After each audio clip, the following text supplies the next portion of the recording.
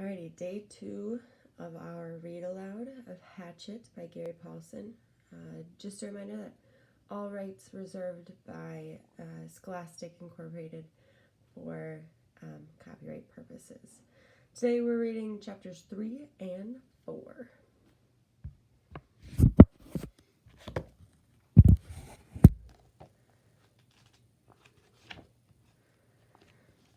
Chapter 3.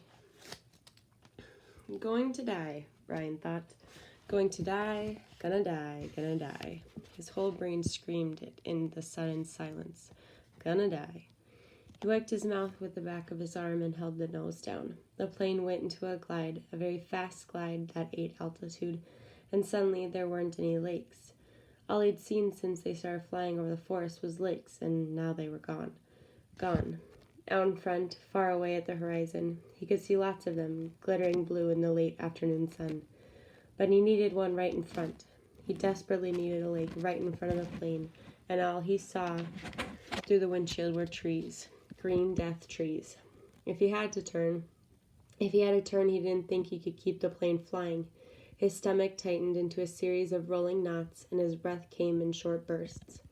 There, not quite in front, but slightly to the right, he saw a lake, L-shaped with rounded corners, and the plane was nearly aimed at the long part of the L, coming from the bottom and heading to the top. Just a tiny bit to the right. He pushed the right rudder pedal gently, and the nose moved over. But the turn cost him speed, and now the lake was above his nose. He pulled back on the wheel slightly, and the nose came up. This caused the plane to slow dramatically and almost seemed to stop and wallow in the air. The controls became very loose-feeling and frightened Brian, making him push the wheel back in. This increased his speed a bit, but filled the windshield once more with nothing but trees, and put the lake well above the nose and out of reach. For a space of 3 or 4 seconds seemed to hang, almost stop. The plane was flying, but so slowly, it would never reach the lake. Brian looked out to the side and saw a small pond. At the edge of the pond was some large animal. He thought a moose, standing out in the water. Also still looking, so stopped. The pond and the moose and the trees, as he slid over them, now only 300 or 400 feet off the ground, all like a picture. Then everything happened at once. Trees suddenly took on detail, filled his whole field of vision with green, and he knew he would hit and would die. But his luck held, and just as he came into an open lane, a channel of fallen trees, a wide place leading to the lake. The plane committed now to landing, to crashing, fell into the wide place like a stone, and Brian eased back on the wheel and braced himself for the crash. But there was a tiny bit of speed left, and when he pulled on the wheel, the nose came up and he saw in front the blue of the lake, and at that instant the plane hit the trees. There was a great wrenching as the wings caught the pines at the side of the clearing and broke back, ripping back just outside the main braces. Dust and dirt flew off the floor into his face so hard he thought there must have been some kind of explosion. He was momentarily blinded and slammed forward in the seat, smashing his head on the wheel. Then a wild crashing sound, ripping of metal, and the plane rolled to the right and blew through the trees, out over the water and down to slam into the lake. Skip once on water as hard as concrete, water that tore the windshield out and shattered the side windows, water that drove him back into the seat. Somebody was screaming as the plane drove down into the water.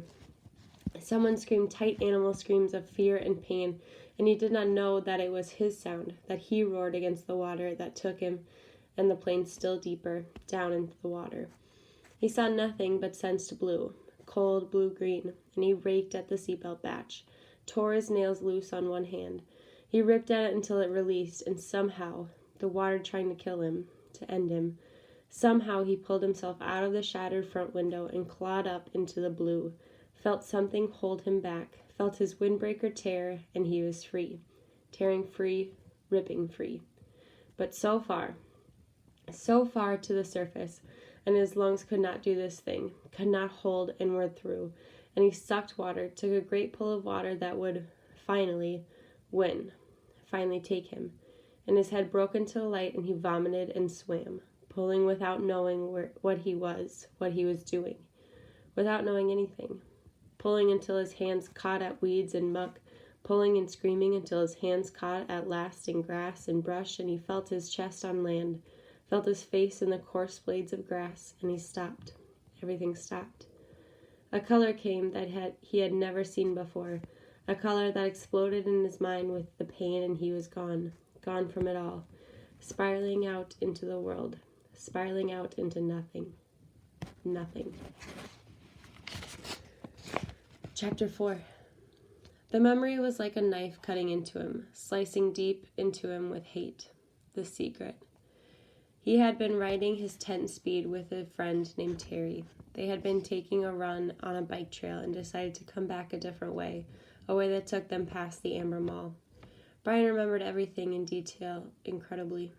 Remembered the time on the bank clock on the mall, flashing 3:31, then the temperature, 82, and the date. All the numbers were part of the memory. All of his life was part of the memory. Terry had just turned to smile at him about something, and Brian looked over Terry's head and saw her, his mother. She was sitting in a station wagon, a strange wagon. He saw her, and she did not see him. Brian was going to wave or call out, but something stopped him. There was a man in the car. Short blonde hair the man had, wearing some kind of white pullover tennis shirt.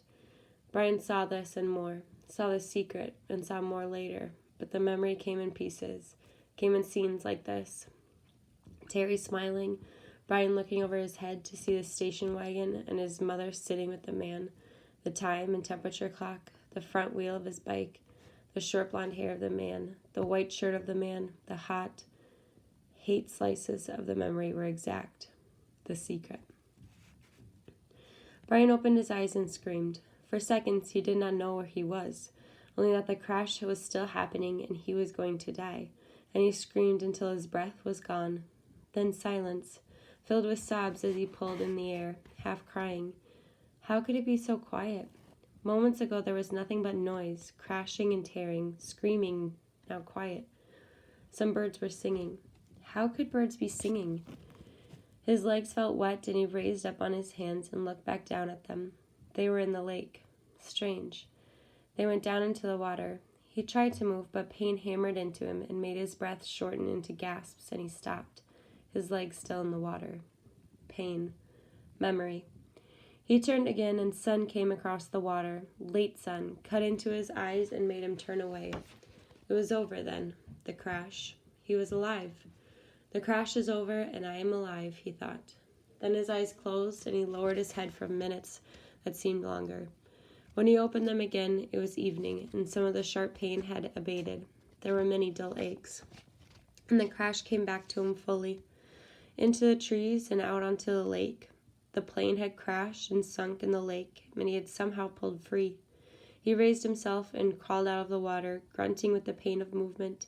His legs were on fire, and his forehead felt as if somebody had been pounding on it with a hammer, but he could move. He pulled his legs out of the lake and crawled on his hands and knees until he was away from the wet, soft shore and near a small stand of brush of some kind. Then he went down, only this time to rest, to save something of himself. He lay on his side and put his head on his arm and closed his eyes because that was all he could do now, all he could think of being able to do. He closed his eyes and slept, dreamless, deep, and down. There was almost no light when he opened his eyes again. The darkness of night was thick, and for a moment he began to panic again. To see, he thought. To see is everything, and he could not see. But he turned his head without moving his body and saw that across the lake the sky was a light gray, that the sun was starting to come up, and he remembered that it had been evening when he went to sleep. Must be morning now, he mumbled it, almost in a hoarse whisper, as the thickness of sleep left him and the world came back. He was still in pain, all over pain. His legs were cramped and drawn up, tight and aching, and his back hurt when he tried to move. Worse was a keening throb in his head that pulsed with every beat of his heart. It seemed that the whole crash had happened to his head. He rolled on his back and felt his sides and his legs, moving things slowly. He rubbed his arms. Nothing seemed to be shattered or even sprained all that badly. When he was 9, he had plowed his small dirt bike into a parked car and broken his ankle. Had to wear a cast for 8 weeks.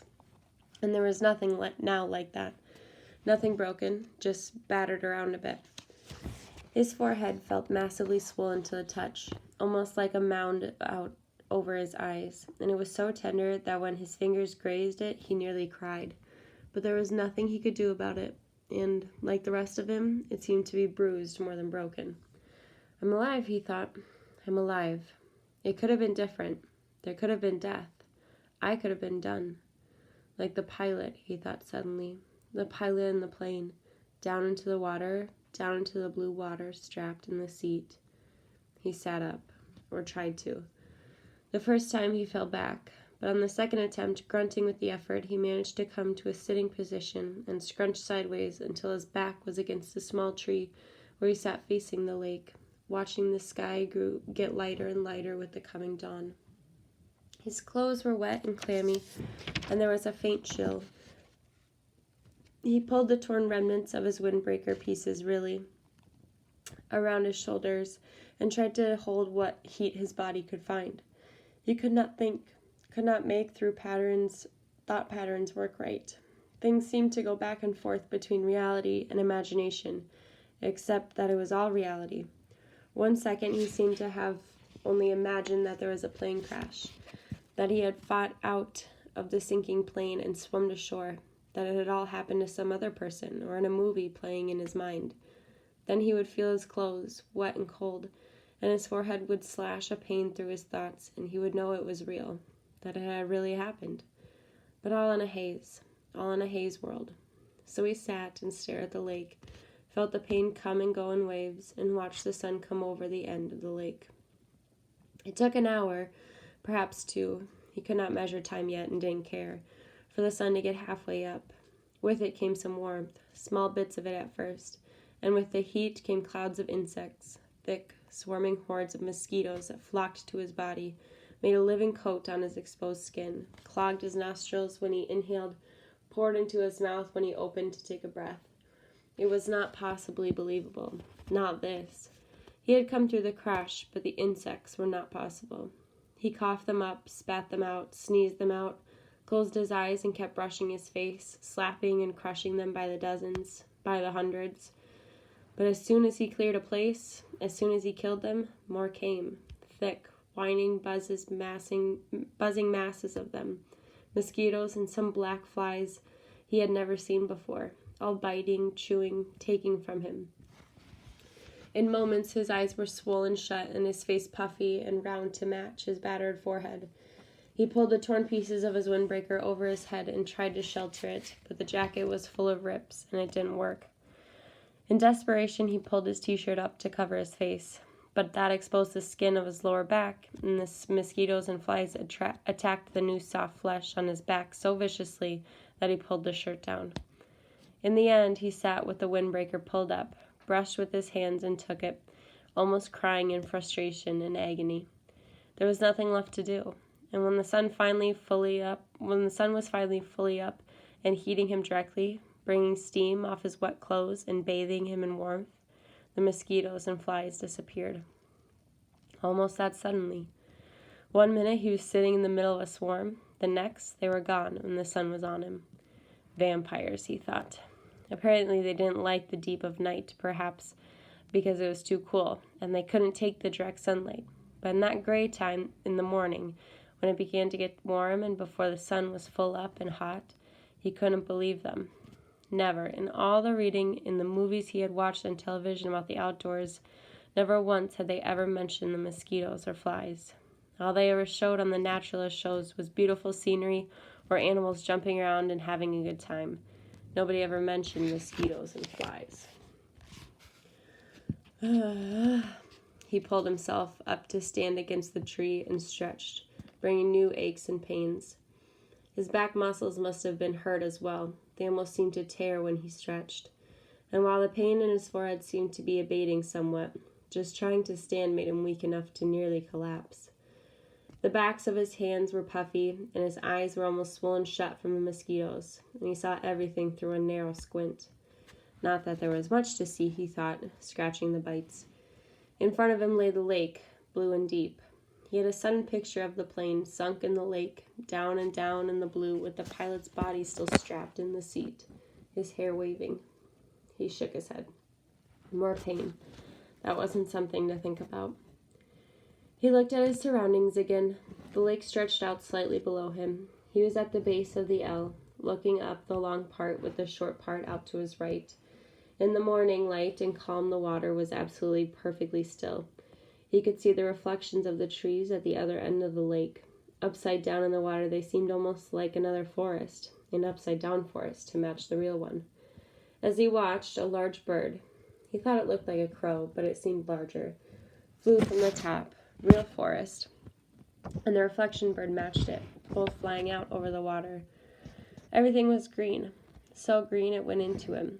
The forest was largely made up of pines and spruce, with stands of some low brush smeared here and there, and thick grass, and some other kind of very small brush all over. He couldn't identify most of it, except the evergreens, and some leafy trees he thought might be aspen. He'd seen pictures of aspens in the mountains on television. The country around the lake was moderately hilly, but the hills were very small, almost hummocks, and there were very few rocks except to his left. There lay a rocky ridge that stuck out overlooking the lake, about 20 feet high. If the plane had come down a little to the left, it would have hit the rocks and never made the lake. He would have been smashed, destroyed. The word came. I would have been destroyed and torn and smashed, driven into the rocks and destroyed. Luck, he thought. I have luck. I had good luck there. But he knew that was wrong.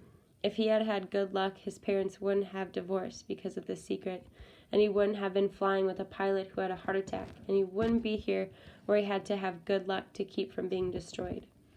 If you keep walking back from good luck, he thought, you'll come to bad luck. He shook his head again, wincing. Another thing not to think about. The rocky ridge was rounded and seemed to be of some kind of sandstone, with bits of darker stone layered and stuck into it.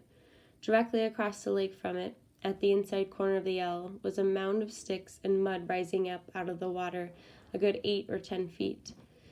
At first Brian couldn't place it, but knew that he somehow knew what it was, had seen it in films.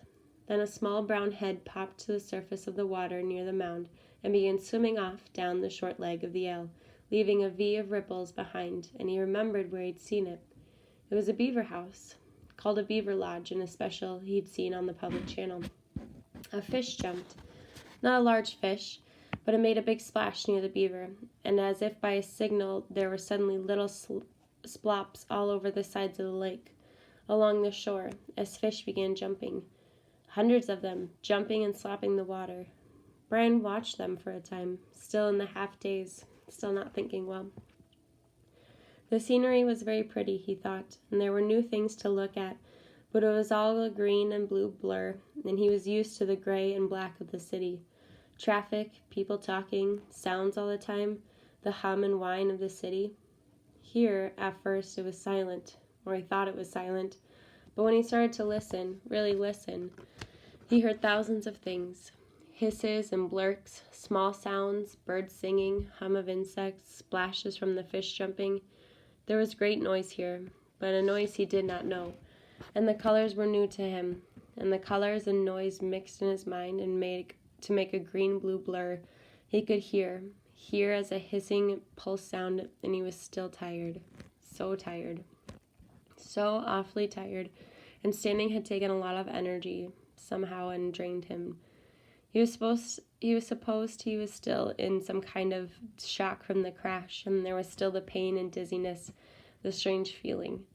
He found another tree, a tall pine with no branches until the top, and sat with his back against it, looking down on the lake with the sun warming him. And in a few moments he scrunched down and was asleep again.